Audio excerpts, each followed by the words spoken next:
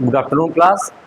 आज हम अपने वीडियो में बीएससी 6 सेमेस्टर में फर्स्ट पेपर में कुछ इंपॉर्टेंट क्वेश्चन जो आने वाले हैं, जो आ सकते हैं, जो आपके एग्जाम पर्पज से बहुत ज़्यादा जरूरी है, उसके बारे में बात करेंगे। उनको कैसे याद करना है, कैसे पढ़ना है, कौन कौन सी चीज़ें हो सकती हैं। उसके लिए जैसे पहली चीज़ आपको मैंने लिखा, describe the prokaryotes and eukaryotic cell.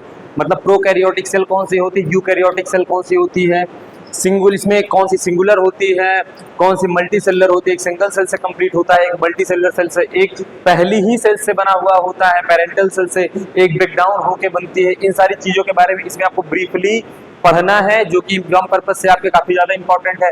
फिर मैंने दूसरा क्वेश्चन आपको बता रखा है, write the essay on the structure and function of chloroplast. अब क्लोरोप्लास्ट होता क्या है, इसके पहले मैंने बताया क्लोरोप्लास्ट जो होता है क्लोरोफिल जो पत्तियों में पाया जाता है, जो कि हमारे फोटोसिंथेसिस के काम में आता है, उसी के अंदर क्लोरोप्लास्ट पाया जाता है, इसी से मिलकर क्लोरोफिल बना होता है। इसके बारे में आपको ऐसे लिखना है, मतलब इसका फंक्शन क्या हो सकता है, किस काम में आता है, कौन कौन से प्लांट में पाया जाता है, कैसे ये किन किन चीजों का यूज करके फूड के लिए प्लांट के लिए फूड तैयार करता है। फिर आपका थर्ड क्वेश्चन मैंने बना रखा है, describe the ultra microscopic structure of Golgi complex. Golgi body आपने पढ़ा हुआ है, गोल्जी कॉम्प्लेक्स किसको कहते हैं, वो आपको माइक्रोस्कोप में दे गई है। आपके प्रैक्टिकल से रिलेटेड भी क्वेश्चन है कि माइक्रोस्कोप से देखने पे उसका जो स्ट्रक्चर है, न्यूक्लियस कैसा है, न्यूक्लियोलस कह रहा है, सेल वॉल कैसी बनी हुई है, प्राइमरी सेल वॉल कैसी है, सेकेंडरी सेल वॉल कैसी है, टर्सरी सेल वॉल कैसी होती है, सेल स्पेल कैसे, वैक्यूल्स कैसे हैं, इसमें जितनी भी चीजें होती है उसके बारे में आपको एक्सप्लेन करना है।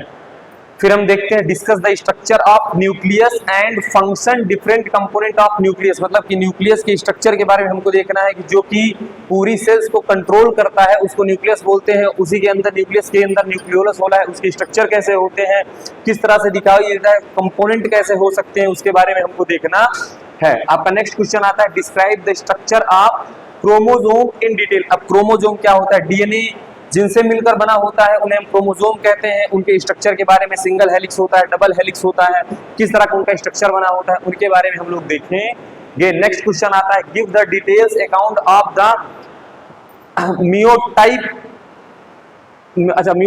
Meiotic type of cell division and explain the significance. मैंने आपको पहले भी बता रखा है, जो सेल डिवीजन होता है दो तरह का होता है, मियोटिक होता है, माइटोटिक होता है। अब उसमें मियोटिक टाइप जो इंपॉर्टेंट है उसको मैंने मेंशन कर रखा है इसके बारे में, और इसका सेल डिवीजन होता कैसे है, इंटरफेजेस कौन कौन से होते हैं, G1 G2 G0 S1 जितने भी फेजेस होते हैं उसके बारे में। उसके बाद नेक्स्ट हम देखते हैं आपका, what is different kind of polyploids. Polyploids क्या होते हैं, उसके कितने टाइप्स हो सकते हैं, और ये हमारे डिस्टिंग्विश है बिटवीन ऑटोपोलियोड्स एंड एलोपोलियोड्स। मतलब एलोपोलियोड्स कैसे होते हैं और ऑटोपोलियोड्स कैसे होते हैं, इनका फंक्शन क्या होता है, इनका कार्य क्या होता है सेल में, उसके बारे में बताना है। नेक्स्ट हम देखते हैं, what is chromosomal alteration and describe them with the help of NEET diagram. मतलब कि क्रोमोसोम अल्टरेशन क्या होता है, कभी कभी क्या करते हैं, क्रोमोसोम एक जगह जुड़ने के बजाय दूसरी जगह जुड़ जाते हैं, अपने स्थान को रिप्लेस करके दूसरे से फिल कर दिया जाता है, उसको हम क्रोमोसोम अल्टरेशन बोलते हैं। इसके बारे में हमको डीपली बताना होता है। आपका नेक्स्ट आता है, what is Mendel law of inheritance. मतलब कि ग्रेगर जॉन मेंडल जो एक साइंटिस्ट, उन्होंने एक इनहेरिटेंस का लॉ दिया था, F1 जनरेशन F2 जनरेशन से रिलेटेड, जो कि sweet pea, garden pea, Pisum sativum जिसका साइंटिफिक नेम है, उसके गार्डन में जो कि निकली हुई थी उनके बारे में इन्होंने चेक किया, उन्हीं से इन्होंने लॉ तैयार किया था, लॉ ऑफ इनहेरिटेंस।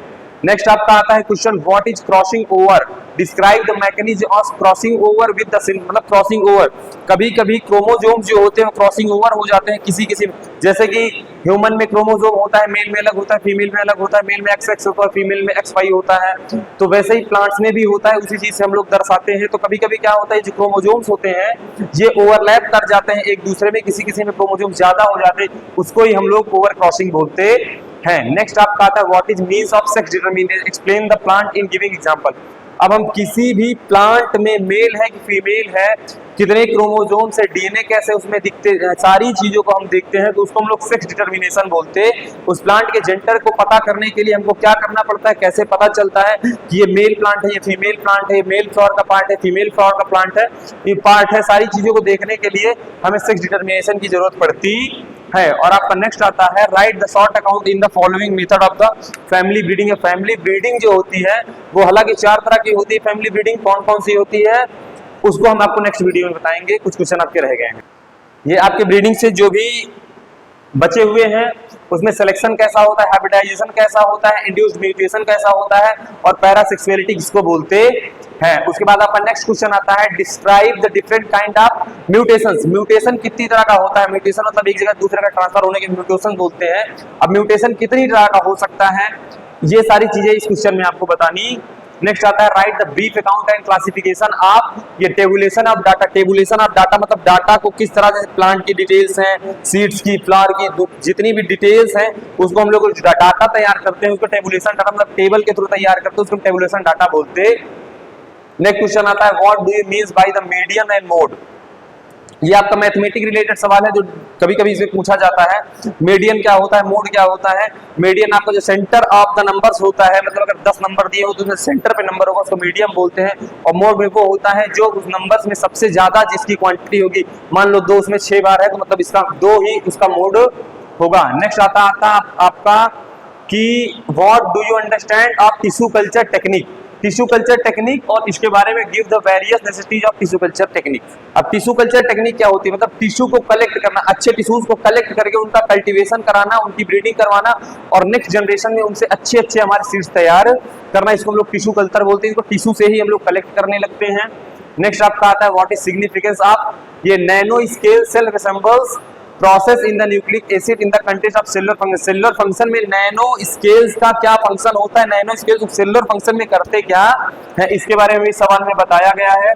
फिर आता है discuss various applications of biologically synthesized. अब उसी से रिलेटेड सवाल है कि नैनो मटेरियल्स को हम लोग किस तरह सिंथेसाइज करके बनाते हैं, ये उसके बारे में हमको बताना है।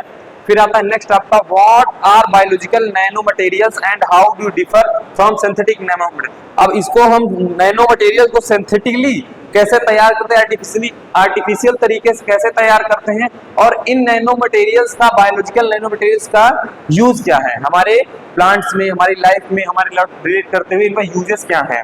फिर आता है आपका next discuss the significance of weather forecasting in botany. Weather forecasting क्या होता है इसके बारे में हमें इनको बताना है, इसके सिग्निफिकेंस बताना है। वेदर फॉरेस्टिकेटिंग बॉटनी में हमारी किस काम में है उसके लिए बताना।